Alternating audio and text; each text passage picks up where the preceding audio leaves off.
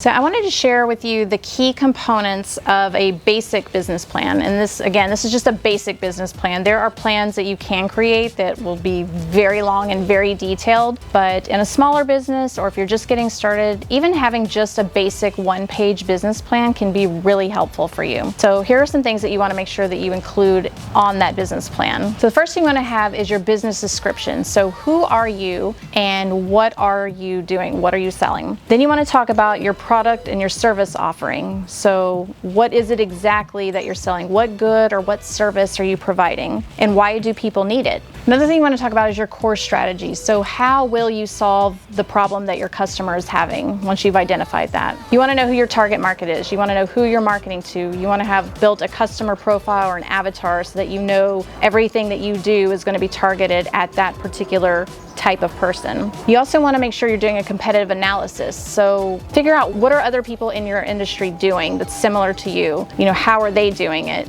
and how are you going to stack up against that? So you need to see what your competition is out there doing also. It's very important. Another part of your business plan is knowing what your sales channels are. So that's what methods are you going to use in order to reach those potential customers. And then finance, how are you going to generate revenue? You know, what are the, like specifically lay those things out. I'm going to sell, you know, this for this price or this subscription for this price and it's monthly or whatever it is, and just really lay that all out with a lot of details. You also want to know what your expenses are, and this doesn't have to be, doesn't necessarily have to be every single little thing, but all the major expenses, especially getting started. You know, what big expenses are you going to have getting started? Do you need special equipment to get started? Do you need a marketing budget to get started? Do you need people to get started? You lay all those things out in your business plan and know what those expenses are and give an estimate of what those expenses might even look like. You also want to make sure that you're noting your milestones and your goals. So,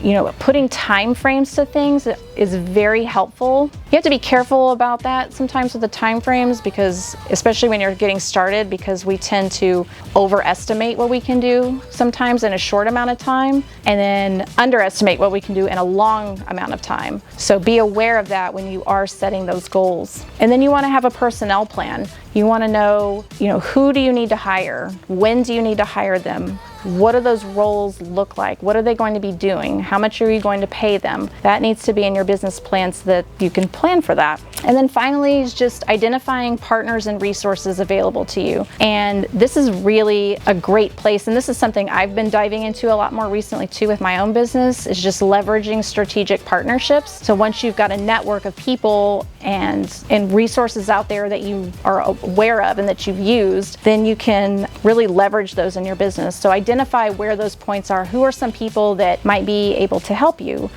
What are some resources that might be a good help for your organization? And putting those things into your business plan. So all of those are just some general key components to have whenever you are putting together that business plan, whether it's 1 page or 12 pages.